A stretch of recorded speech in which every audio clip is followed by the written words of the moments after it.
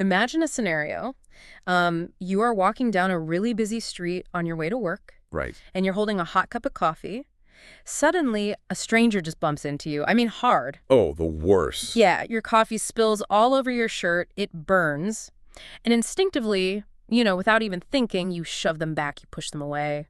Or imagine something much scarier. Okay. You are at home late at night. You hear glass breaking downstairs. Someone is trying to break into your house. In an absolute panic, you set a trap near the door. Maybe you string up a wire to trip them, or you grab a heavy baseball bat. Those are incredibly intense moments. In real life, your heart is racing. You feel completely justified. Yeah, you do. You feel like, hey, they started it, or, this is my house, I have to protect it.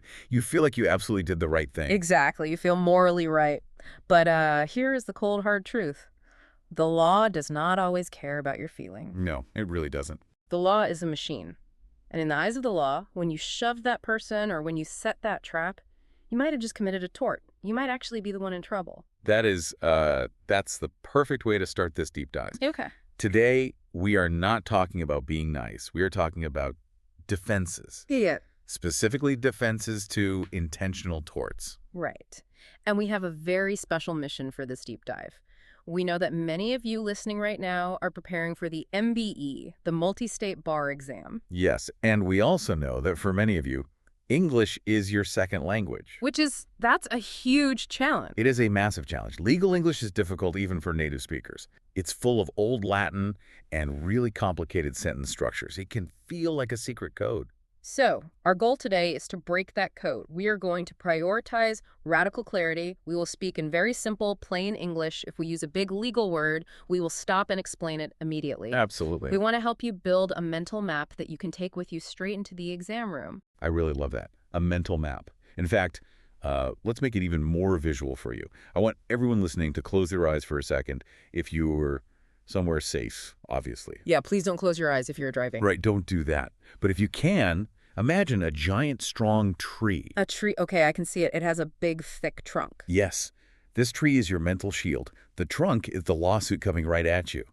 But if you can climb up into the branches, you are safe. You are protected. You are not liable. And just to be perfectly clear for our ESL listeners, liable means responsible, right? Yes, liable means you lose. It means you have to pay money to the person who sued you. If you are not liable, you win. You keep your money. So we want to climb the tree to be not liable. Okay, I definitely want to be up in the tree. What does this tree look like? This tree has 3 massive branches. We're going to explore them one by one today. Branch number 1 is consent. We can call this the yes branch. The yes branch, okay. Branch number 2 is self-defense and defense of others. Let's call this the protection branch. Protection, got it. And branch number 3 is defense of property. We'll call that the stuff branch. I really like that. The yes branch, the protection branch, and the stuff branch. If you can stand firmly on any of these 3 branches, you are completely safe from the lawsuit. Exactly. So let's start climbing. Let's pull ourselves up to the very first branch, consent. The yes branch. This is honestly the strongest branch. In the world of torts, consent is like a magic eraser. If the person agreed to the act, there is no crime, and there is no tort. There is a famous Latin phrase for this, valenti non fit injuria. Whoa, hold on. We promised simple English. Valenti non fit injuria. That sounds like a spell from Harry Potter. Please break that down for us. Fair enough. It translates very simply to a willing person, no injury is done. To a willing person, no injury is done. Think about it. If I walk up to you and just punch you in the face, that is a battery. It is a harmful, unwanted touch. You can sue me and win. Right, because I didn't want you to punch me. But what if we are both professional boxers? What if we are in a ring, wearing gloves, the crowd is cheering, and the bell rings? Well, then we are fighting. I expect you to punch me. I am entirely willing. Exactly. You are valenti, you are willing.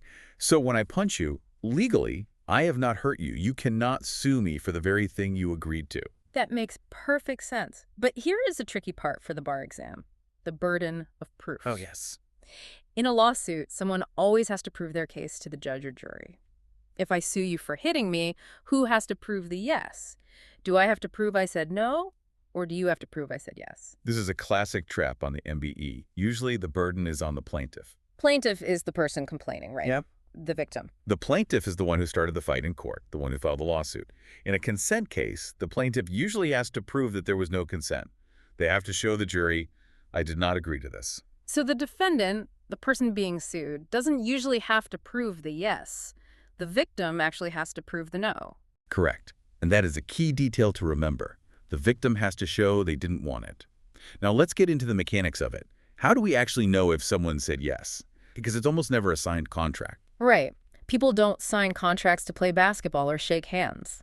To help you remember the different ways people can give consent, I have a mnemonic device for our listeners. I want you to visualize an animal sitting on this first branch of our tree. An animal, okay. A big friendly ape, A-P-E. But we are going to spell it with two A's, A-A-P-E. A-A-P-E. I like it. Let's unpack the letters. What is the very first A? The first A stands for actual consent. This is the most straightforward, simple type. It just means the person actually genuinely wants the thing to happen. So this could just be using your words. Yes. Wow. That is called express consent. You use your voice. You say, go ahead, borrow my car, or yes, you can hug me. But it doesn't always have to be words, does it? No, it certainly doesn't. It can also be inferred. Inferred. Inferred means we figure it out from your actions. The classic example they use on tests is the doctor's office. Imagine you go to the doctor for a flu shot. You sit on a paper table. You roll up your sleeve. You look at the nurse and just wait. You haven't said a single word. But I am clearly waiting for the shot. Exactly. Your body language rolling up the sleeve and waiting tells us you have given actual consent. You cannot sue the nurse for stabbing you with a needle because your physical action said yes. Okay, that makes sense. That is the first A, actual consent. What is the second A in our AAPE? The second A is apparent consent. Apparent. That comes from the word appearance, how things look from the outside. Correct. This is a massively important concept for the bar exam. The law focuses on objective reality. That means what a normal, reasonable person would see. It does not focus on subjective reality, which is what is secretly hiding in your mind. Can you give us a little story to explain that? Sure. Imagine a group of people playing touch football in the park. It looks a little rough. People are running, they're tagging each other, maybe bumping shoulders.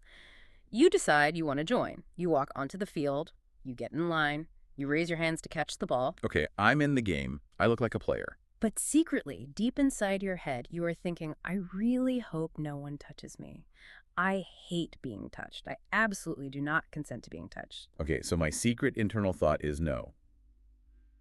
But my outward behavior clearly says yes. Exactly. Then someone tags you, they shove you slightly to get the ball, you fall down. Can you sue them for battery? No, because you gave apparent consent. To any reasonable person looking at you, it appeared that you agreed to play by the rules of the game. The law allows the defendant to rely on your outward appearance. They don't have to read your mind. That is a really crucial point. If you look like you are saying yes, the law simply treats it as a yes. Okay, what is the P in AAPE? P stands for presumed consent. Presumed. That means we just assume it is there. Why would the law assume consent without any real signal? Because we live in a society. We are crowded together in cities and towns. If every single tiny touch was a lawsuit, the court system would collapse. It would be full forever. Give me an example of a presumed touch for the listener. Think about the crowded bus scenario. You are standing on a bus. It turns a sharp corner. You stumble and bump into the person sitting next to you. Or say you're walking down a loud street and you gently tap a stranger on the shoulder just to ask for directions. Technically, by the letter of the law, those are batteries. I touched you without asking your permission first. Technically, yes. But the law presumes that everyone consents to the ordinary minor contacts of daily life. Unless you are walking around wearing a giant sign that says, "Do not touch me," we just assume a gentle tap on the shoulder is perfectly okay. It is the grease that keeps society moving smoothly. I really like that. The law is highly practical here. It knows we have to physically exist in the same space. So, actual, apparent, presumed. That just leaves the E. E is for the emergency doctrine. This one is mostly for doctors, nurses, and paramedics. I call this the Grey's Anatomy rule. Right, exactly like the TV shows. Yeah. Imagine a man is in a terrible car accident. He is totally unconscious. He is bleeding heavily. He cannot speak. He obviously cannot roll up his sleeve. He has zero capacity to say yes. But he clearly needs help right this second. Exactly. So the law creates what we call a legal fiction. We just pretend he said yes. We assume that reasonable people want to live. So if there is a true emergency, meaning time is very short, life or limb is at risk, and a reasonable person would say yes to treatment, the doctor can operate. That is the emergency doctrine. Okay, so that perfectly wraps up our AAPE, actual, apparent, presumed emergency. That covers how we get the yes in the first place. But I know the bar exam loves to trick people with limits. Just because I said yes to one thing, does that mean I said yes to everything? Absolutely not. And this brings us to the scope of consent. Scope. That means the size or the boundary of the agreement. Yes. Think of consent as a box. You are only safe from a lawsuit if you stay strictly inside the box. If you step even 1 inch outside the box, you are liable. I have a really specific example in my notes here about a doctor and a pair of ears. Yes. This is a famous foundational concept from law school. A patient goes to a surgeon and says, "My left ear is really hurting. You have my consent to operate on my left ear." Okay, so the box is clearly labeled left ear. Right. The patient goes to sleep under anesthesia. The doctor looks at the left ear, but then looks over the right ear. He sees the right ear is actually in much worse shape. It really needs surgery. So he decides to be super helpful. He operates on the right ear instead, and he fixes it perfectly. So he did a good job medically. He did a great job, but he stepped completely out of the box. The patient's consent was only for the left ear box. Touching the right ear with a scalpel was a battery. So the doctor is actually liable. He has to pay money to the patient he helped. Yes, because he exceeded the scope. This teaches us a huge lesson for the exam. The individual patient's right to choose is much more important than the doctor's good intentions. You absolutely must stay in the box. That is a really harsh rule, but it's very clear. What breaks the box entirely? I'm thinking about lies. What if someone tricks you? That is fraud. If I lie to you to get you to say yes, and the lie is about the essential nature of the act, the consent is totally fake. It is void. It disappears. And what about force? That is duress. If I hold a loaded gun to your head and say, "Let me hit you," your yes means nothing at all to the law. Oh, wait, I saw a really tricky note here about money. What if I say, "Let me hit you," or "I will fire you from your job"? This is a massive nuance for the MBE. Economic duress, which means threats about money or keeping your job, usually does not invalidate consent in tort law. Wait, really? So if I agree to be hit just to save my job and feed my family, that counts as a valid yes? In a civil tort case, yes, usually it does. It sounds incredibly unfair. But the law distinguishes between I have no choice because I might literally die from this gun, and I have a really tough choice to make because I need money. Wow. That is cold. But very good to remember for the test. Gun equals duress. Job threat equals not duress, usually. One last thing on the yes branch before we move on. Can you consent to a crime? Oh, like Fight Club. If we both agree to fight in the street, which is definitely illegal, can I sue you later for my broken nose? The majority rule in the United States says, yes, you can consent to a criminal act. If we agree to a street fight, I cannot sue you for hitting me, even if the police show up and we both get arrested. We made our bed, we have to lie in it. Is there an exception to that? A huge one. You cannot consent if the criminal law is specifically designed to protect you. The biggest, clearest example is statutory rape. Sex with a minor. Correct. The law specifically says a minor does not have the adult judgment to consent to sex. The whole point of the law is to be a shield for the minor. So even if the minor said yes out loud, that consent is completely void. It simply does not count. Okay. That is branch 1, the yes branch.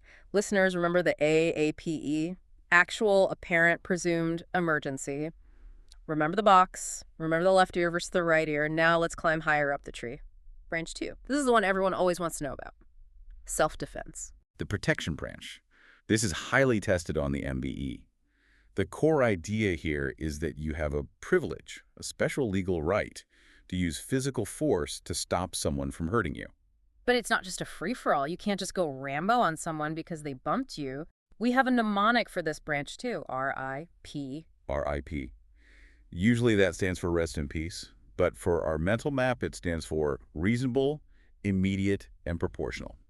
These are the 3 master keys to self-defense. Let's take them one by one. R is for reasonable belief. This is perhaps the most interesting part of the law. You do not have to be right, you just have to be reasonable. Please explain that. How can I be totally wrong but still be reasonable? Let's use the classic toy gun example. Imagine you are walking home alone at night. A man jumps out from behind a dark bush. He points a pistol directly at your chest. You are absolutely terrified. You honestly believe you are about to die. You tackle him to the ground, and in the struggle, you break his arm. Okay, I defended my life. Then, the police arrive. They pick up the gun. It's plastic. It's just a water pistol painted black. It was all a really bad prank. So technically, objectively, I was never in any real danger. There was no bullet. Correct. You were 100% wrong about the threat, but were you reasonable? I think so. It looked totally real. It was pitch dark. Exactly. Because a normal, reasonable person in your exact shoes would have thought it was a real deadly weapon. The law completely protects you. You are not liable for breaking the prankster's arm. The law protects your honest, reasonable fear. That is a huge relief. So R is reasonable. Now, I is for immediate. The threat must be happening right now. Self-defense is a shield, not a sword. It is meant for protection in the moment, not for revenge later. Give me a non-immediate example so we can see the difference. Say someone punches you in the face at a bar on Tuesday. You are furious. You go home, you ice your jaw, you wait. On Wednesday, you find at the grocery store and you punch them back. That's fair, isn't it? An eye for an eye. Morally, some might say, maybe. Legally, absolutely not. That is not self-defense. The threat was totally over on Tuesday. On Wednesday, you are the attacker. Self-defense is only legally allowed when the fist is actually coming at you right now. What about bad words? If someone gets right in my face and screams terrible insults at me, can I hit them to make them stop? No. Words alone are never enough. Even if they were the most terrible, hateful words imaginable, there must be an overt act, a physical movement. They have to actually raise a fist, step aggressively toward you, or reach for a weapon. You cannot use physical force just to stop insults. Okay. R is reasonable. I is immediate. P is proportional. Proportional means balanced. The amount of force you use must match the size of the threat coming at you. You cannot bring a gun to a fistfight. This leads to the most serious, heavy distinction in the law. Deadly force versus non-deadly force. This is a bright red line. You must understand this clearly for the exam. Non-deadly force is stuff like shoving, grabbing, punching, maybe tackling. You can use this to stop standard bodily harm. But deadly force is stuff that kills. Guns, knives, swinging a heavy baseball bat at someone's head. When am I actually allowed to use deadly force? Only if you reasonably believe you are facing death or serious bodily harm. In some states, you can also use it to prevent a very serious felony, like rape. So if someone just slaps my face, I can't pull out a gun and shoot them? Never. That is not proportional at all. If you shoot someone just for slapping you, you lose the shield completely and you become the murderer. You went way too far. Okay, R-I-P, reasonable, immediate, proportional. Now let's talk about running away, the retreat rules. This is a very hot topic, legally and politically. The question is, do you have a duty to retreat? Meaning, does the law require you to run away before you fight back? Let's split it up to keep it simple. What if I'm only using non-deadly force? I'm just pushing someone back who pushed me. You never have to retreat before using non-deadly force. Never. You can always stand your ground and push back. Good to know. But what if I need to use deadly force? The guy charging at me has a big knife. Here, the United States is split into two rules. The majority rule, which is what most states do, says you do not have to retreat. You can stand your ground. You can shoot if you need to, even if you could have run away safely. And what is the minority rule? The minority rule says you must retreat if it is completely safe to do so. If you can run out the back door without getting stabbed in the back, you must run. You cannot kill if you can safely run. But there's a huge, famous exception to that minority rule, right? Even in the states that tell you to run away. Yes, the castle doctrine. My home is my castle. Exactly. Even in minority rule states that usually make you retreat, you never have to retreat when you are inside your own home. If you're standing in your living room or your bedroom, you can stand your ground against a home invader. You do not have to run out your own back door into the night. I want to talk about one really specific, crazy scenario that comes up. The bystander exception. In our notes, we call it the sidewalk knife case. This is a fantastic example to show just how powerful the self-defense shield really is. Paint the picture for us. Okay, imagine a woman is running in a panic down a city sidewalk. A man is chasing right behind her with a large butcher knife. He is clearly trying to kill her. She is terrified. She is running for her absolute life. It's a pure life or death situation. Ahead of her on the sidewalk, there is an innocent pedestrian, a bystander just standing there, blocking the narrow path. To escape the killer, the woman shoves the pedestrian hard into the bushes so she can keep running. The pedestrian falls awkwardly and breaks a leg. So the innocent bystander later sues the woman. They say, hey, you pushed me, you broke my leg, pay my medical bills. Right. So is the woman liable? I mean, she intentionally shoved an innocent person. But the answer is no. She is completely not liable. Why? That seems so unfair to the bystander. Because she had the privilege of self-defense against the man with the knife. The law says that this privilege to save your own life is so important, It actually transfers. It protects her even when she accidentally hurts an innocent bystander, as long as her reaction was reasonable in the panic of the moment. She was just trying to save her life. The law forgives the harm to the bystander. That is wild. It really is a massive shield. It protects you from the financial consequences of your actions, even against totally innocent people. It is definitely a tragedy for the bystander, but it is not a tort. One last quick point on this second branch. Defense of others. If I see you getting attacked by someone, can I jump in and physically help you? Yes, you can. The simple rule is, step into their shoes. If the person you are helping would have the legal right to use self-defense, then you have the right to step in and use force to help them. And what if I make a mistake? Like the toy gun thing. Same rule applies. As long as your mistake is reasonable, you are safe. If you see what looks like a brutal mucking, you can physically stop it, even if it turns out to be two actors rehearsing a movie scene on the street. If a normal person would think it was a real mugging, your shield works. Amazing. That is branch 2. Self-defense. Remember, RIP, reasonable, immediate, proportional. Deadly force is only for deadly threats. And remember the castle doctrine. Now, we have one final branch left on our tree. Branch 3, defense of property. The stuff branch. Yes, my car, my laptop, my house. What is the supreme golden rule here?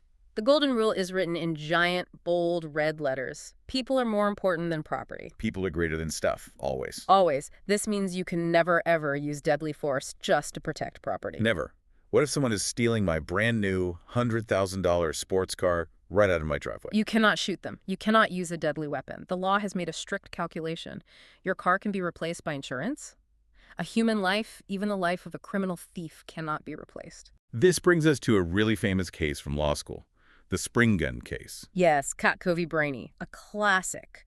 A man owned an old abandoned farmhouse. He didn't live there. He was just so tired of local kids breaking in and stealing old jars and antique bottles. So he decided to set a trap. He rigged a loaded shotgun to the bedroom door. If you opened the door, a string pulled the trigger and the gun fired at knee height. That sounds like a trap a movie villain would set. Well, a thief did break in. He opened the bedroom door, the shotgun fired automatically and blew off a large part of his leg. The thief then sued the owner of the farmhouse. Wait, the thief sued? The thief sued, and the thief actually won. The owner was held fully liable for the injuries. Why? The guy was a criminal breaking in. Because the owner used deadly force, a shotgun, to protect mere property old jars in an empty farmhouse. That completely violates the golden rule. You cannot kill or maim for stuff. Also, mechanical traps are totally indiscriminate. A trap cannot tell the difference between a thief stealing bottles and a brave firefighter running in to save the house from a fire. So absolutely no deadly traps. What about non-deadly things to protect my house?